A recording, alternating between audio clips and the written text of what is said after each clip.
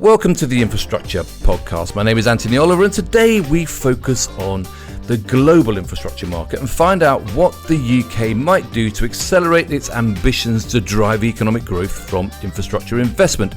My guest today is Jake Mumm, General Manager for Public Infrastructure at global construction design and delivery business Bechtel, someone who's spent the last 3 decades at the coalface of some of the most challenging projects around the world. And as Jake knows, I'm sure, governments worldwide face mounting infrastructure challenges as populations grow, urbanisation accelerates and climate change intensifies. Ageing transport networks, outdated border systems and insufficient digital infrastructure hinder economic growth and the quality of life. And pretty much all of them have similar challenges: funding shortfalls, bureaucratic delays and political uncertainty, which too often delay or cancel critical projects.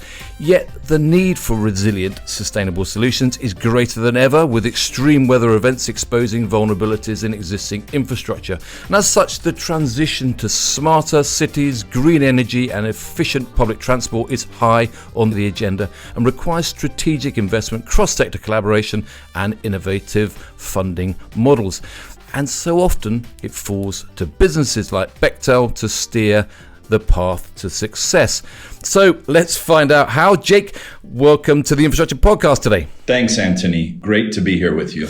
Well, Jake, as usual, I try to set the scene, but what do you see as the biggest infrastructure challenges facing the world today? I think there are competing demands. So, of course, we have a lot of existing infrastructure, which is aging over time and needs upgrades and maintenance. And then you have this desire to build new infrastructure, new capital investments. And, governments need to, they need infrastructure to stimulate economic development today, but also to kind of create resilience for the future. So there's a lot of competing demands for limited funding. And we see, of course, cost cutting around the world. And I think, of course, it's important to keep deficits down. I think today the spring budget in the UK is going to be released. So obviously that's something that's top of mind for the listeners. But I think there has to be a balance with that cost cutting, and it can't be too far to the point that it's actually choking infrastructure funding, because really the more you delay now, the more, it will impact the economy and the societies long term. So a lot of competing demands, I would say, for funding, but also competent people, and a sort of a finite capacity in the supply chain. Well, of course, mega projects, as we know, well, even smaller projects, to be quite honest, they so often experience cost overruns and delays. And in this really challenging world of limited financial resources, I mean, what strategies does a company like Bechtel use to try to keep those projects on track? I think the main thing is, we would say, start early. So, and bring in the right experience early. So strong front end development. And what I mean by that is bringing in a skill set that understands the end-to-end delivery, that understands the knitting between the engineering, the procurement, the supply chain, and ultimately the delivery and the operation of the assets. And, having a good strong end front end development also gives you time to get more design in place, to set up baselines, cost and schedule baselines, and to make sure you have a holistic schedule, and you're identifying your risks.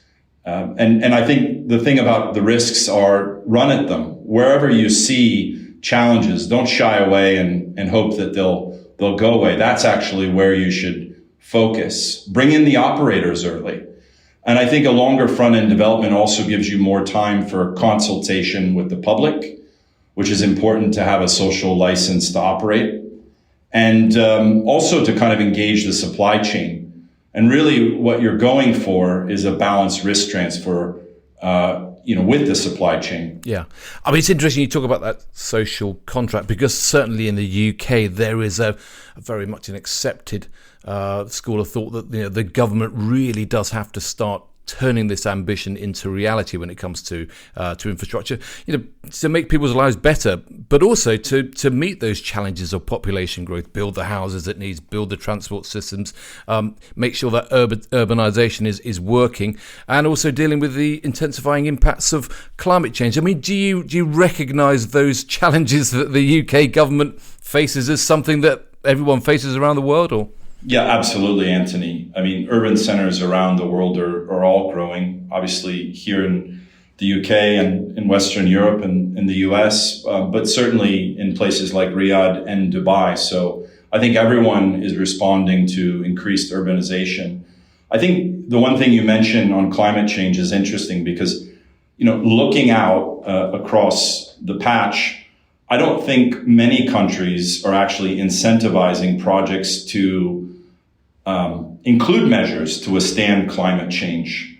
And I think probably that's because there's just not a lot of data available. They don't know how to do it. But that's one place, we in industry and I think together with governments need to lean in more. Yeah, I mean, that's about building resilience, building in the likely needs of the future. But of course, you work a great deal in Saudi Arabia and in the Middle East. I mean, what lessons can a nation like the UK perhaps learn from these other global leaders in infrastructure delivery who maybe don't have the same kind of financial pressures, but certainly have a lot of the other pressures you mentioned around skills, etc.? Yeah, I might challenge the premise of your question a little bit, Anthony, because I would argue that overall, when you look at the past, at least 20 years, that the UK does in fact lead the world in infrastructure delivery. There's a really cool metric or body of research that I came across recently called Infrastructure for Good, which is put out by The Economist.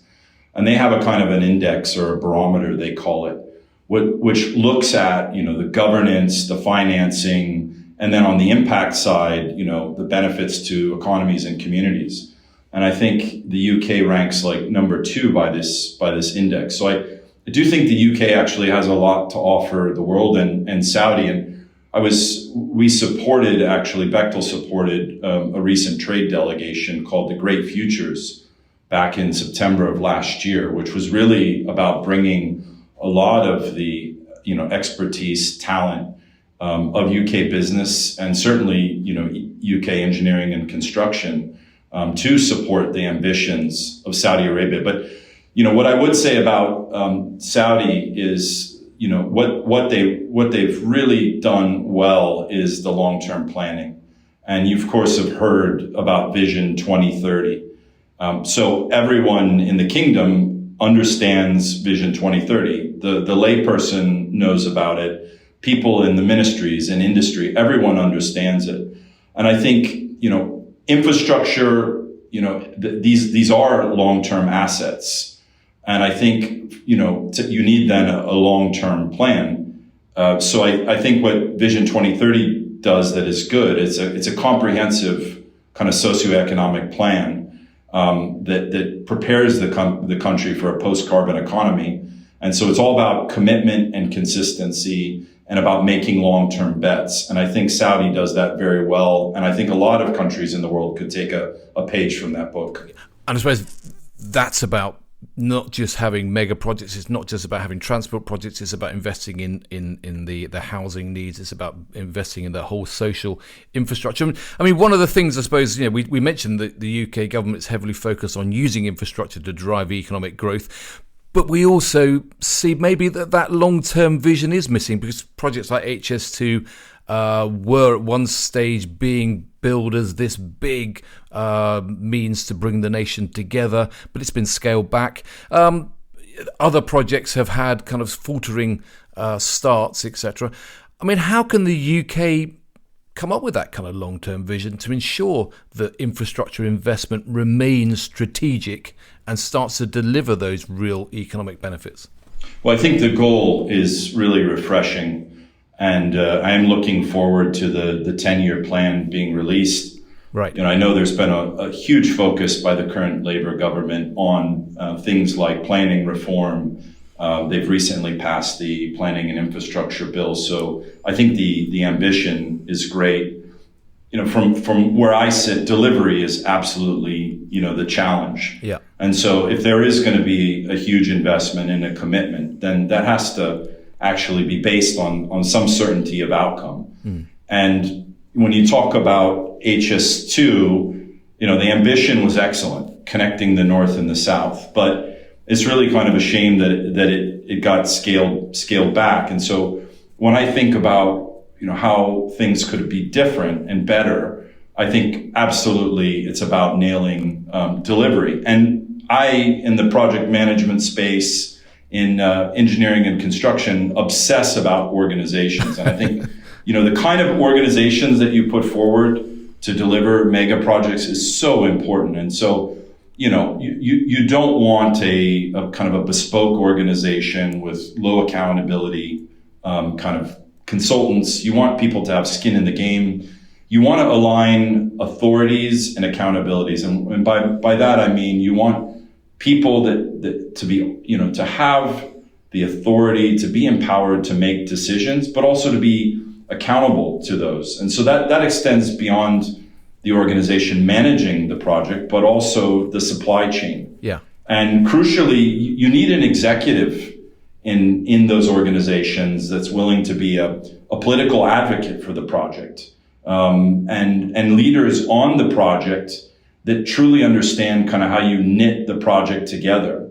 For a rail project like HS2, absolutely important, crucial, I'd say, that you bring in the operator early, that you think about system integration early. On an airport, thinking about the ORAT, what they call the operational readiness, activation, and transition, thinking about that from day one. So as the old adage goes, start with the end in mind. Yeah.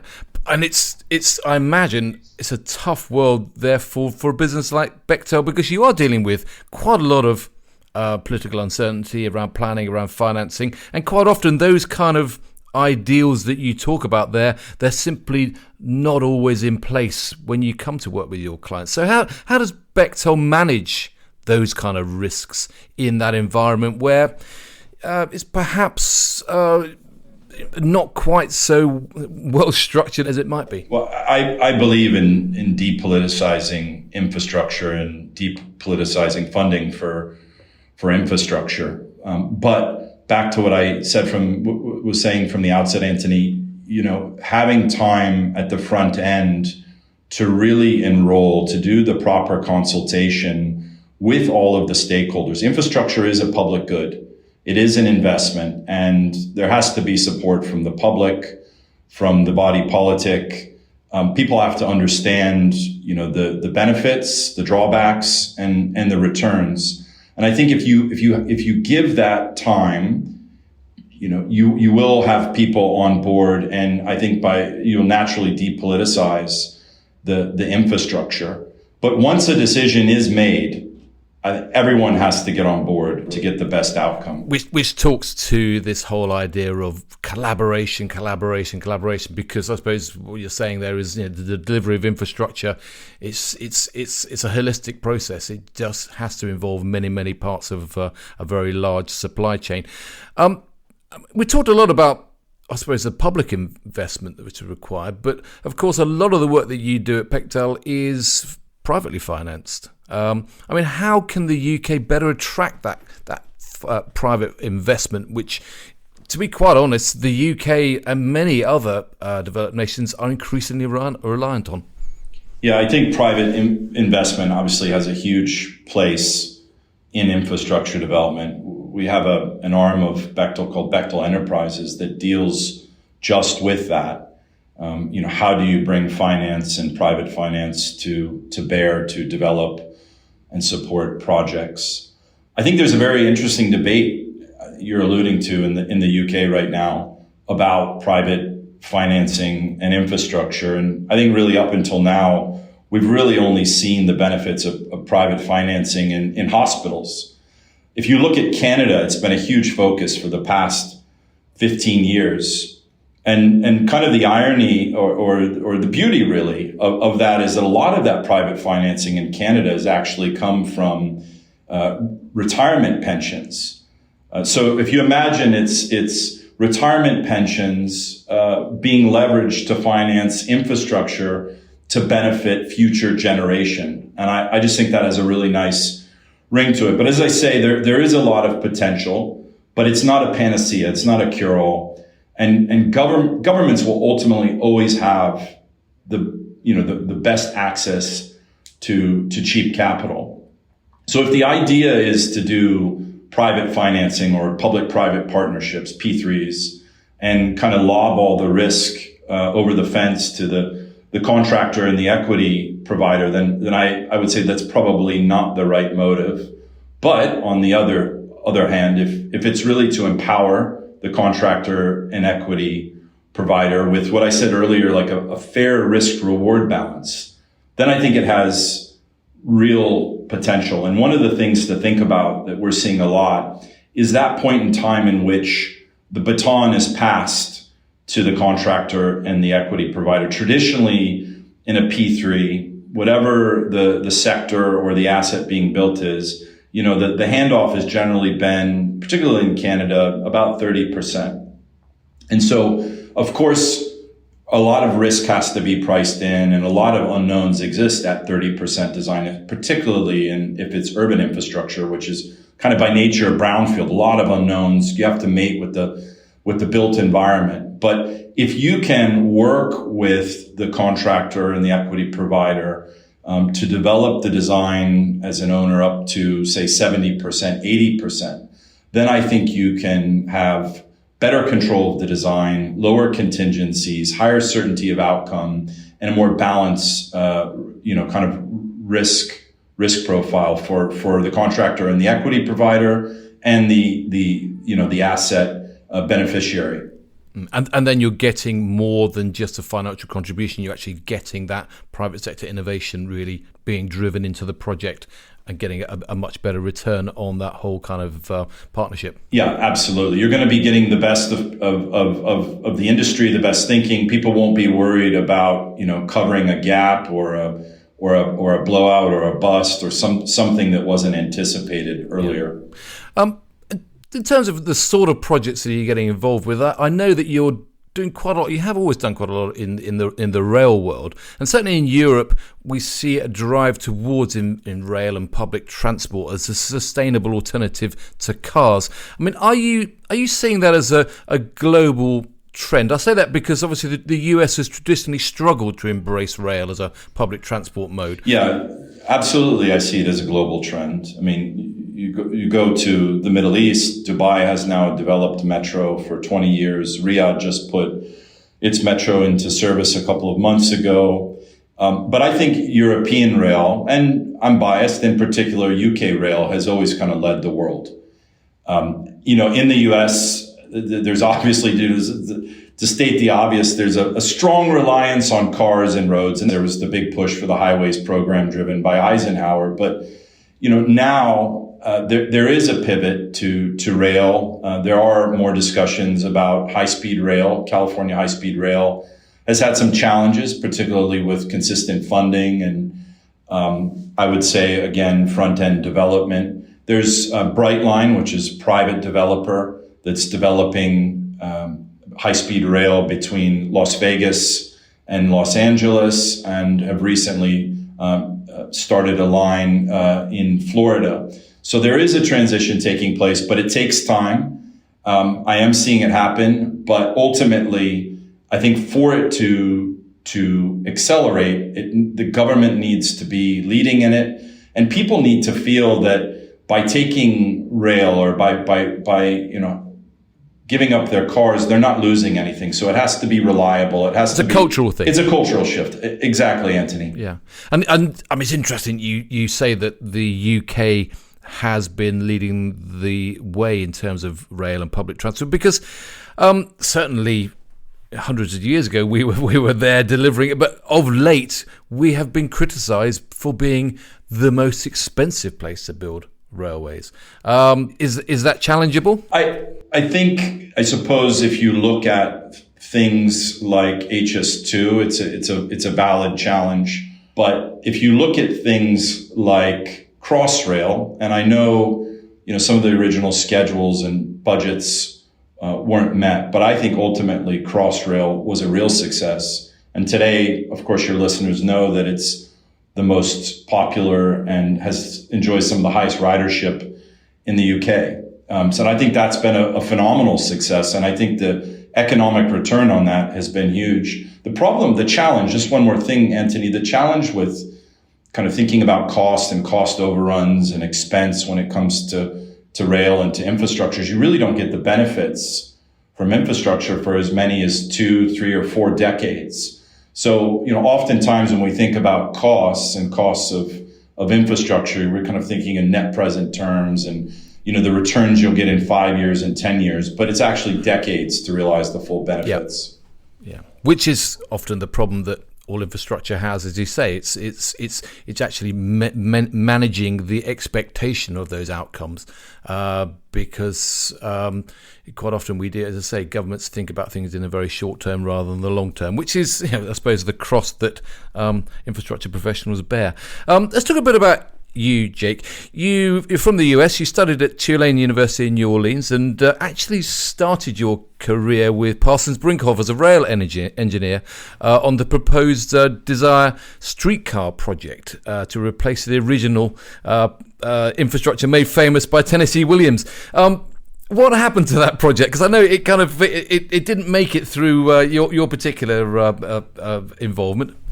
Well, thank you for the question. That was my first engineering job was as a bridge and rail designer and eventually a planning engineer on what was called the Desire streetcar line, which is a 2.5 mile light rail connecting one of the poorest and most underserved communities in New Orleans, Tremé and the Lafitte projects, with the profit centers of New Orleans, the French Quarter and the Central Business District.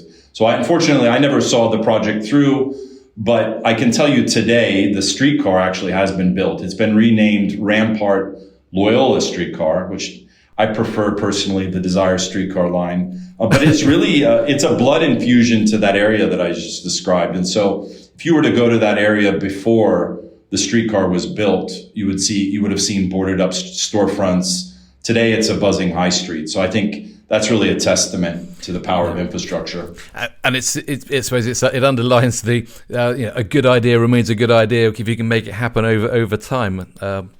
You moved, of course, then to Bechtel in 2002, working in Washington, D.C., but then moved to Lebanon in the Middle East to the American University of Beirut, where you gained a master's degree in Near and Middle Eastern Studies. What drove that move to the Middle East? I've often wondered asked the same question, but in the fullness of time, I think my answer is that I had traveled to the Middle East early.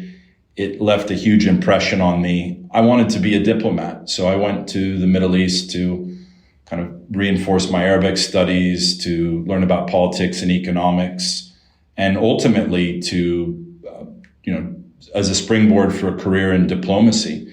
And I did eventually get accepted into the U.S. State Department as an economic officer. And I was kind of faced with this crossroads decision. It coincided with my first supervisory role on a rail project for Bechtel. And I think the decision I made was the right decision. And what I realized is I can kind of do those things to help communities that you do through diplomacy, but do them through infrastructure development globally with Bechtel. Yeah, now that's very interesting because and I imagine put you in great stead when you kicked off your global career in engineering with Bechtel. You started in Abu Dhabi on offshore gas development, and then you moved back to Washington after a brief stint in London to work on the Dulles Airport. Then you went to Romania, then you went back to Texas, and then Canada, and then Saudi. And you've now got a global role and you shuttle between London and Saudi. So where do you consider your roots? You now live in London. Where do you have Thanksgiving? I have Thanksgiving here in London. I lived in London earlier in my career. I think it's the center of our business for Bechtel infrastructure. It's geographically convenient to get to a lot of markets. It's kind of I believe the center of the world for thought leadership, particularly in the spaces that I work, infrastructure, economic development. So I consider London to be home, but a lot of my family is in the US on the East Coast. Yeah. And it's a great place to cycle. I hear you've invested in a electric bike. I did last year. I bought an e-bike. It doesn't go very fast, Anthony, about 15 kilometers an hour, but it has a really unique feature. It's co-developed an app with Google where it routes you through to lower traffic areas and on bike paths. And there's nothing more glorious than an early morning cycle to work with a little bit of sunshine. That is a nice way to start the day. I absolutely agree. Any advice, though, for someone considering such a global career? Would you recommend it in today's world? I absolutely would.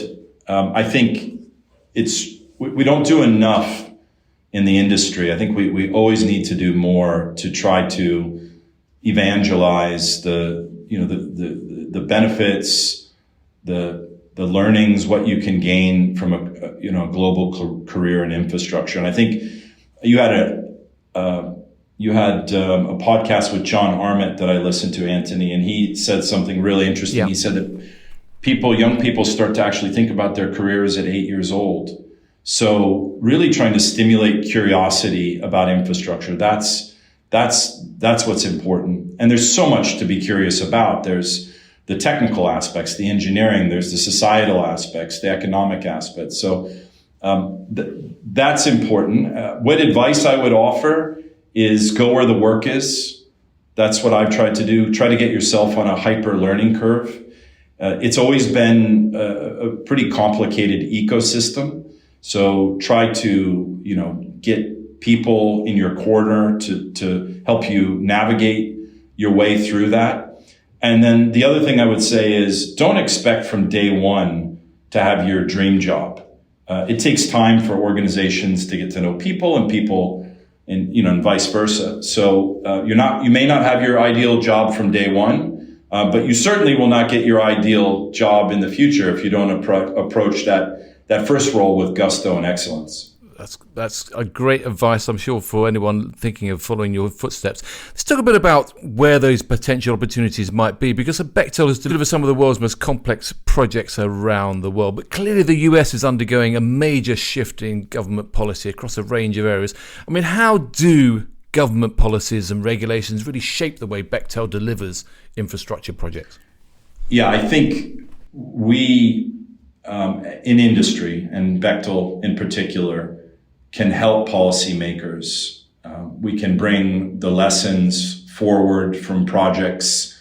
We can help policymakers understand how to make projects more successful in terms of governance and decision making, risk allocation, funding. And I think we've tried to do that through some of the recent legislation that was passed in the US. The biggest one is the investment in the Infrastructure Investment Job Act, and of course the IRA, of course, and the Infrastructure Reduction Act and the CHIPS Act. Yeah, so those are important pieces of legislation intended to stimulate infrastructure. So I think we can share the learnings, but and then once government has put those in place, how can we bring certainty to those projects? And I think, again, that's where we started the conversation. I think a lot of it is about delivery. Okay, just to round us off there, and you mentioned it at the top of our conversation, but one of the biggest challenges is around making sure you've got the right skills and you've got the right depth of skills. How is Bechtel addressing that engineering and construction skills gap, which I imagine you still see exists in many countries around the world? Yeah, I think in a couple of different ways. A lot of it has to do with training on projects. So Crossrail, for example, which we supported, this is a great example of what projects can do and what Bechtel has supported doing, which is a tunneling academy. And we had 16,000 people graduate from that academy.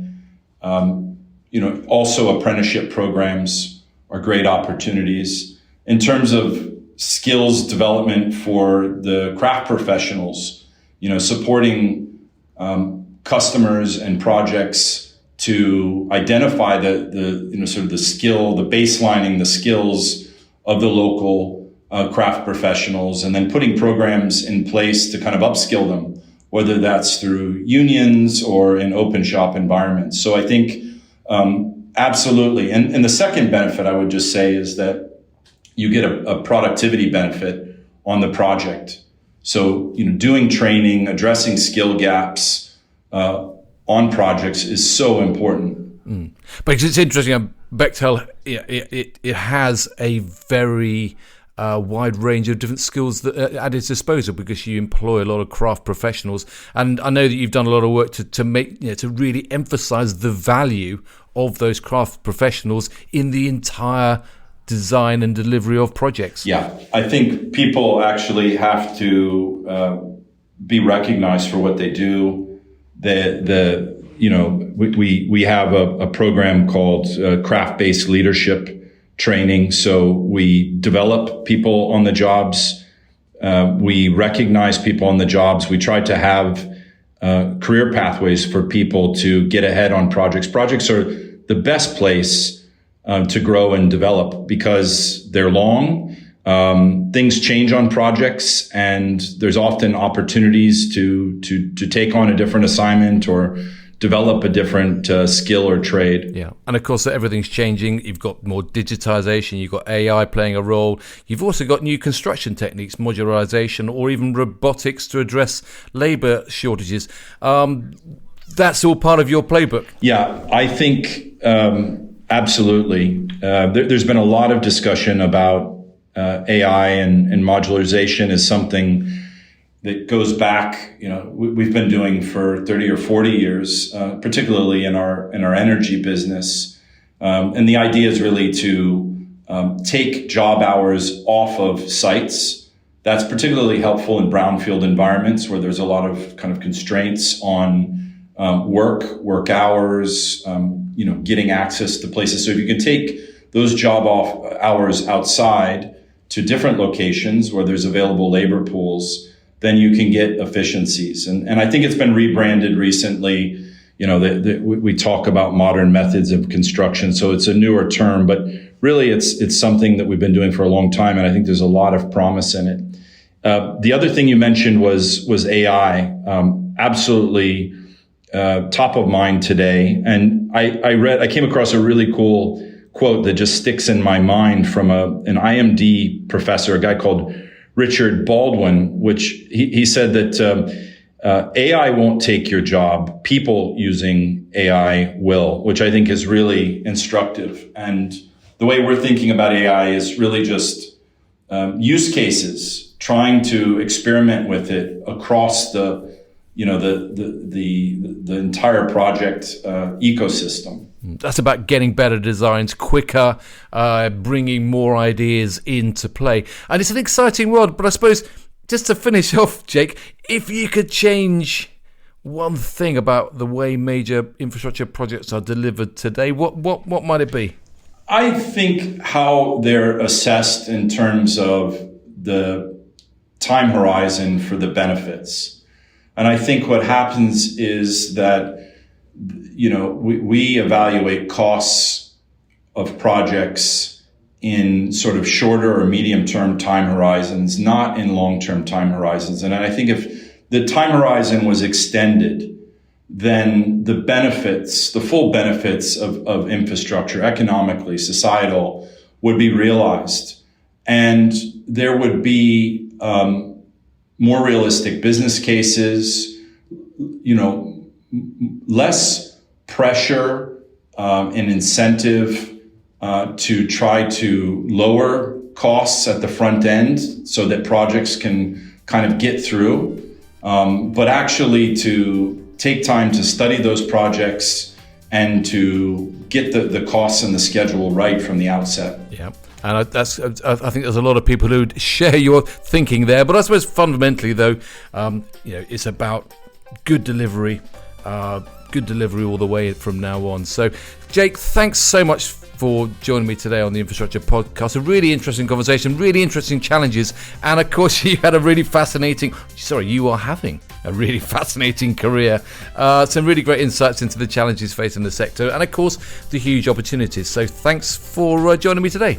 Thank you, Anthony. Really enjoyed it. Thanks very much, Jake. That's all we've got time for today, but we will have more from the Infrastructure Podcast in the pipeline and more guests to talk to as we continue to probe the big issues faced across the sector. If you haven't done so already, do check out the Infrastructure Podcast website, www.infrastructure-podcast.com, where you will find background information and all the latest podcasts to listen to and to share. And of course, we're on Apple and we're on Spotify and we're on all your favourite podcast hosts, so check out some back issues. Thanks for joining us today. Thanks again to Jake, and I look forward to seeing you again very soon.